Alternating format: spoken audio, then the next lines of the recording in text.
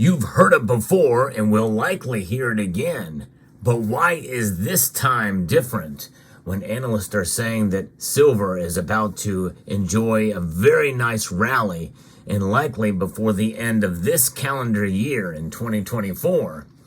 But we'll discuss the prospects of this as we explore.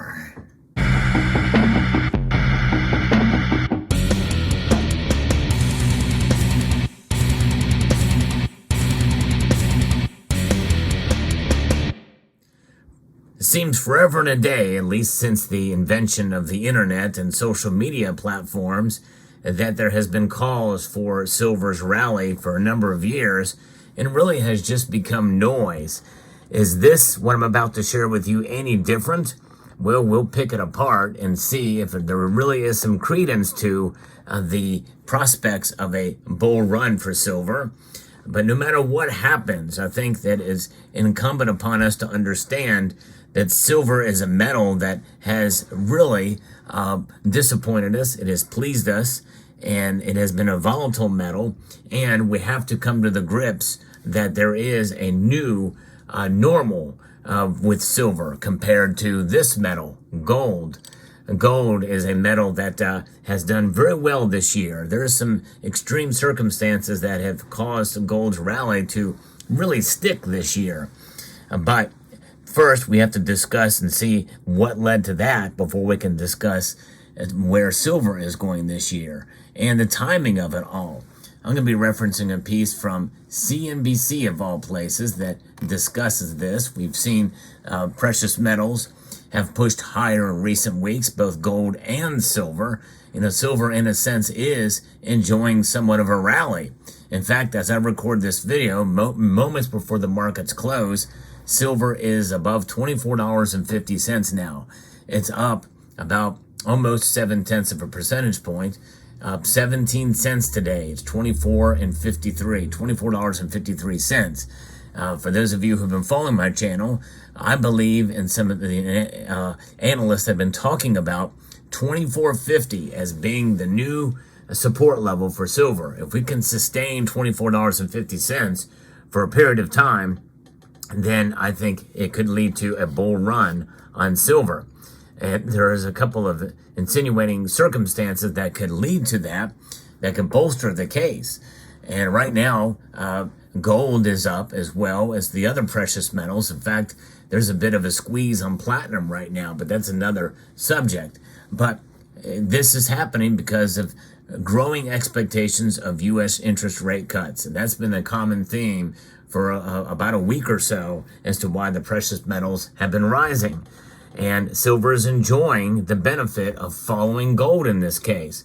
Maybe not to the same level, but today it actually is outperforming gold. But, this is pretty remarkable. In fact, Jerome Powell has said that inflation is not far from where it needs to be for the central bank to start cutting rates.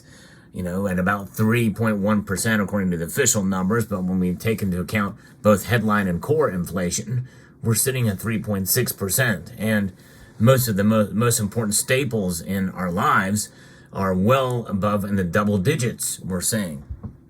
And it's pretty crazy what's happening here. The economy really is delicate. And this is why they're going to think about cutting rates soon. And the gold, which is typically considered the ultimate safe haven asset at times of financial uncertainty, has rallied despite high interest rates and a relatively strong U.S. dollar. If you look at gold's correlations, what you can see is that actually, despite the narrative of it being a defensive asset, really it oscillates between the two. And I think that's in part and parcel according to what the central banks are doing. It can sometimes perform in line with risk and sometimes against risk. Marcus Garvey, head of the commodity strategy at Maguire, told CNBC. But he's not mentioning central bank acquisitions, but that is really the underlying, that's what's pinning gold and holding it in these high numbers. What you need to get back to is what is the underlying causation of the moves and why is gold reacting in one way or the other. And really the thing is setting up gold very well as expectations of rate cuts and that's clearly a risk positive. Garvey said near-term U.S. jobs and inflation data could determine whether gold prices, which he described as incredibly resilient so far to push as high as $2,300 or drop back to $2,100. But that's gold, and gold is unique compared to silver because central banks are holding it at record levels, and they're not about to sell anytime soon. So that is what is keeping gold on pace to continue to maintain its high price and climb. That climb in price and that steady hold for gold is silver is finding some benefit from, but only marginally. In fact, so much so that the gold to silver ratio has increased and continues to be high. It's still right almost at 90%. It's at 89.27 as I record this video. From silver's perspective, it's sort of round numbers. You want to get comfortably clear of the $24 level to feel that you've got a bit more room to run. And right now we're comfortably above $24, as I mentioned. And while you are only just north of it, the scope for a correction back down is clearly still a vulnerability. The last thing that silver to add for silver is it's a dual precious metal. We know that industrial metal. If we see global growth pick up a bit more after the course of this year, which is very much the base case, then he would expect silver to go from a relative underperformer to gold to being a relative outperformer of gold over really the third and fourth quarter of this year. So that's what he's expecting. He's expecting the growth sector, in spite of inflation, in spite of the loss of the value of this, there are economic conditions globally that are more positive that could see silver rise. Now, I'm not as hopeful. I'm not as positive on that as this guy is. And he thinks that we're going to see a terrific year ahead for silver. Gold and silver prices have traditionally shown a strong positive correlation. Silver has sometimes been described as the poorer cousin of gold, as we know. Now, earlier in the year, I've reported on this, the Silver Institute said in a report from Metals Focus that global silver demand was expected to reach 1.2 billion ounces in 2024. That's its second highest level on record. That's the expectations for silver demand this year. Will it actually get there? That remains to be seen. And this bullish call, I think, hinges on that. The Institute, it's a nonprofit international association composed of various members across the silver industry, said that it expects silver to have a terrific year, particularly in terms of demand. Well, of course they would say that. They say that a lot. And they said that in previous years is going to have a good year. But they're the ones that work in the industry, so you have to keep that in perspective too. Silver is primarily used for industrial purposes. In fact, about 50% or north of it is used for industrial purposes and commonly incorporated in the manufacturing of automobiles, solar panels, jewelry, and electronics. How much of that is going to be recession-proof? Not a lot of it, actually. In fact, we're already starting to see a decline in silver use in EVs. The EV industry is in real trouble right now, considering what some of the reports we've seen over the past winter. Will it pick up? Will they forget about it as the summer rolls on and we start to see sales pick up for EVs? Well, if it's going to happen, it's going to mainly be Teslas that are going to be sold. So that is one thing to consider here. But even those, I believe, could be at risk. Now, here is what usually happens with silver. It does move with gold, but it moves later, Randy Smallwood, who's the CEO of Wheaton Precious Metals, told CNBC in early February.